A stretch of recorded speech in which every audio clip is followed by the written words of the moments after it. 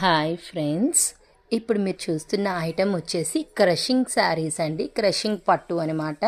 Border చూసారా, శారీ కలర్లోనే dark shade వస్తుంది. మనకి మొత్తం క్రషింగ్ వస్తుంది కంచి బార్డర్తో. ఇలా చూడండి, చూసారు కదా బార్డర్. ఇదంతా పైన మనకి శారీ మీద క్రషింగ్ పార్ట్ దగ్గరికి చూపిస్తున్నా చూడండి. ఇక్కడంతా మనకి మీనాకరీ ఫ్లవర్స్ వస్తాయి థ్రెడ్ వీవింగ్తో. ఇట్లా కలర్స్ వస్తాయన్నమాట.